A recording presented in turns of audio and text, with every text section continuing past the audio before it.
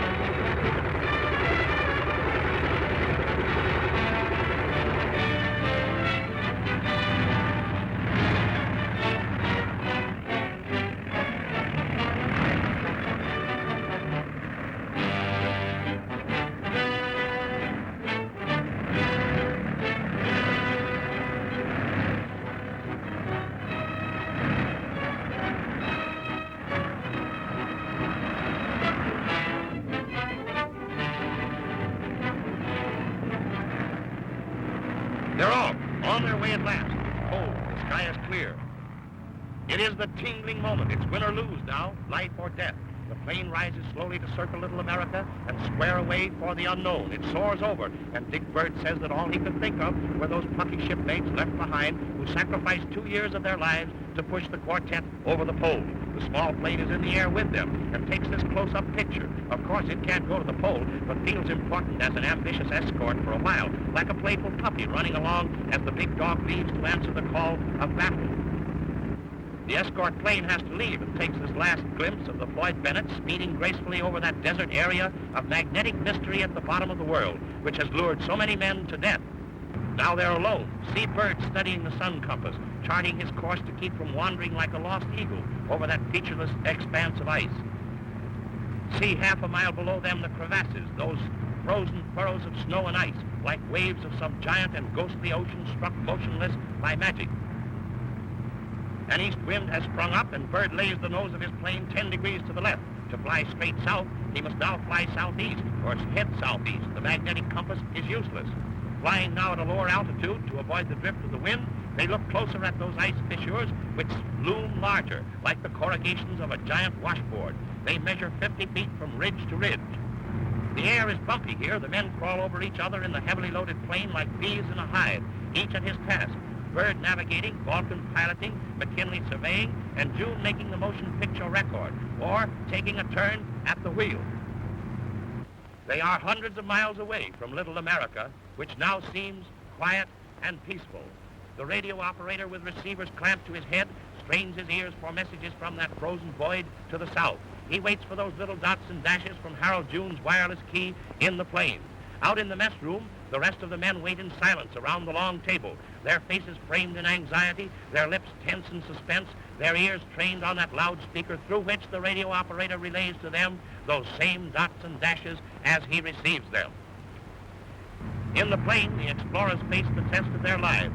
The bristling peaks of the Queen Maud Mountains rise up 10 to 15,000 feet before them, like ramparts of frozen rock barring the path. Byrd studies the range. The plane is climbing under full power. A ton of gas has been consumed. The plane now weighs 13,000 pounds, but it has to climb over 2 miles. Now they are approaching the Axel Heiberg Glacier, over 10,000 feet above sea level. The plane is too low. It needs height to get through the mountain walls. The plane struggles. The controls turn loosely in Vulcan's hands. Byrd knows what that means. The grade is too steep. The overloaded wagon may begin to run back downhill. He sends orders forward to Vulcan. In that awful moment of uncertainty when their lives hang on a thread, Vulcan reads his instructions.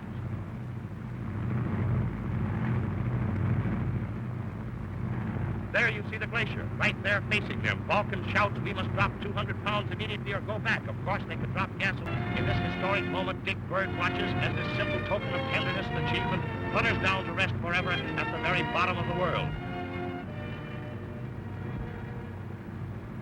And then on the back of his paper of calculations, the commander writes the message that carried back to civilization the greatest news item in the world that memorable morning. June at the wireless key taps out the dots and the dashes. Back in the snow-buried huts in Little America, the radio operator sits tense before the control board, waiting with keen ears to pick that historic flash out of the air. Now here it comes. At last the news they have listened for so anxiously. It comes in those same dots and dashes. Oh boy, the news.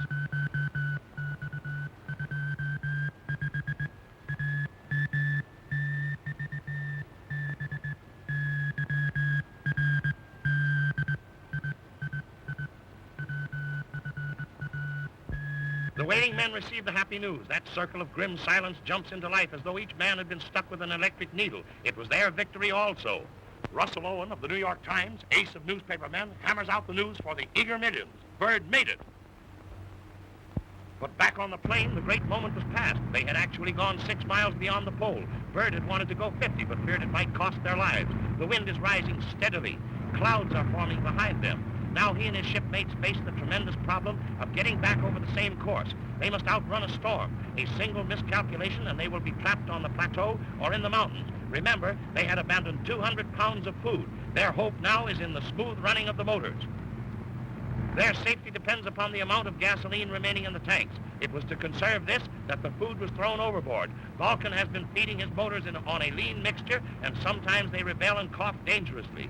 June checks the gas in the tanks and discovers there is just enough to take them to their emergency depot at the foot of the Queen Maud Range. All depends upon careful flying and the elements.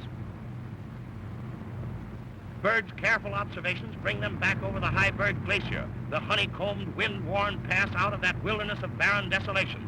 They are sliding down to the depot where the thirsty motors can be refreshed. Little America waits anxiously while the plane is landed and refueled. The last danger has been cleared.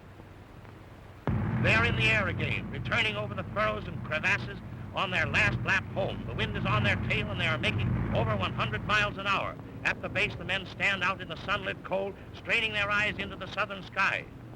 Byrd, keeping a careful log of time and speed, knows he is near home. He keeps constant watch through his field glasses. How close would they hit it? Now in the distance he spies the object of his search. It is the towers of Little America, which they left 18 hours ago. They have flown 1,600 miles over a waste, emptier and more deadly than any ocean. Oh boy, what a welcome sight that is to Dick and his pals. There ahead of them is the place they have called home for almost 2 years. Just a clump of huts buried in the snow, the only speck of civilization on the great Antarctic continent. The men wait there on the ice, and they see it, speeding toward them from the south. There it is above them. It's the plane. They point, hats in the air. They hear the motors as it circles overhead. Wow, it's time to celebrate.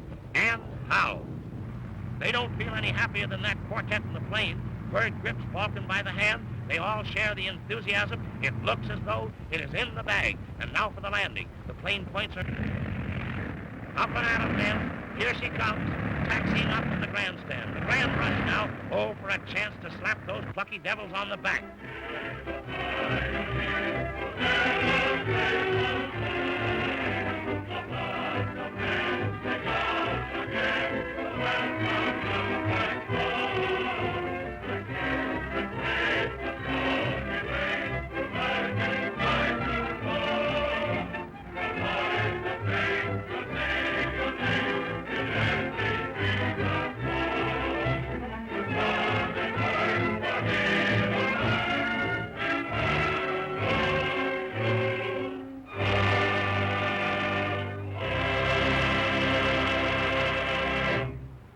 And here they are, back in the old homestead, back in their own buried hut, safe and sound after thrills and adventures enough to last a lifetime, and the joy of an accomplishment that blew hats off around the world. Here comes the cook with steaming mugs of Java. I'll bet that feels good way down inside. And now for the kidding, as they asked the commander how tall the pole was and which way the stripes ran. Vulcan has a frostbite on his lip, but he's not worrying. It could have been a lot's worse. I like the modesty of that man, you know. As seafaring men would say, I like the cut of his jib and the human qualities that temper his proven ability as a leader of men. Dick Byrd, you are the kind of a bird I like. I'm not talking feathers either. Dick sure has a grip on that spoon.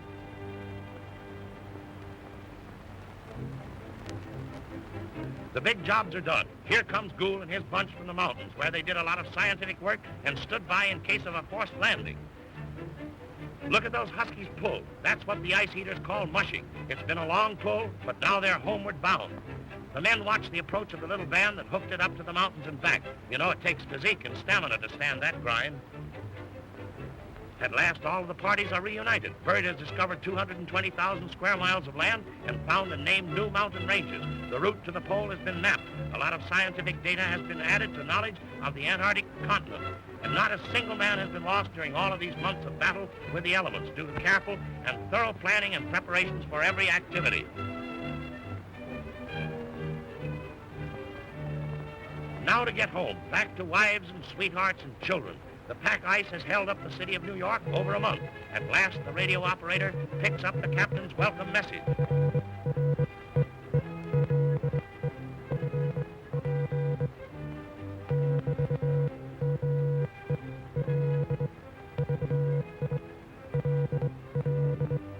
Anxiety and fear of being trapped rushes the work of dismantling in readiness for departure.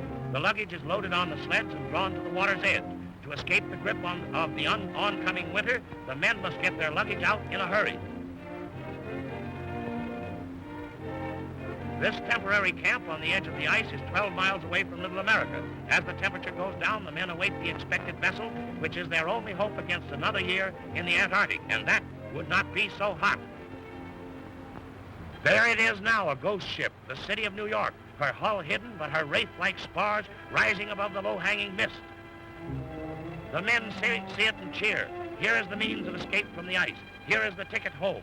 The dream ship materializes out of the fog, white and ghost-like, but still the sturdiest little bark in the world. Igloo welcomes her with a quizzical look. That hound needs a tailor mighty bad. On the forecastle of the ship, a number of the crew gathered to be the first to greet these lost snowmen, for whom they have battled their way through hundreds of miles of floating ice. Every spar and line is caked in solid white. She pulls alongside the bay ice, a regular crystal dock made to order by Old Man Winter himself, and the lost are found with a hearty exchange of boisterous greetings and stories. Byrd was not there to meet the boat. He was back in Little America, last to leave the abandoned camp. I guess we all know how he felt. You know, that little pang that strikes inside during the stirring moments such as this. McKinley gathers the folds of the old flag in his arms and turns the tattered emblem over to the commander. Little America is to be merely a spot on the map, a dead city on a dead continent. Over there in the distance are the two planes. They served him well. Goodbye, old-timers. The good ship Bowling couldn't get through the pack to take them back. And there is one of the sleds that served Gould, left there as a monument on the desolate plain. The ship had to be loaded in 6 hours, and Captain Melville is about ready to shove off as Byrd arrives. Melville did a great job. The Bowling crew was eager to come too, but the ship couldn't stand the ice pressure. And look at that armor plating of solid ice. More than 200 tons of ice on her hull and rigging. She had been blown off of her course 300 miles.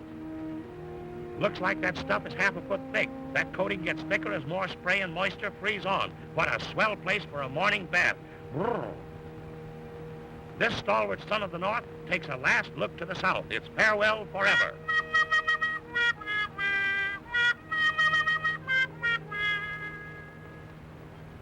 The city of New York heads north, pulls away from that solid cake of ice on the doorstep of the Antarctic, and no one left behind. The commander takes one long last look at the land of his glorious adventure and scientific achievement.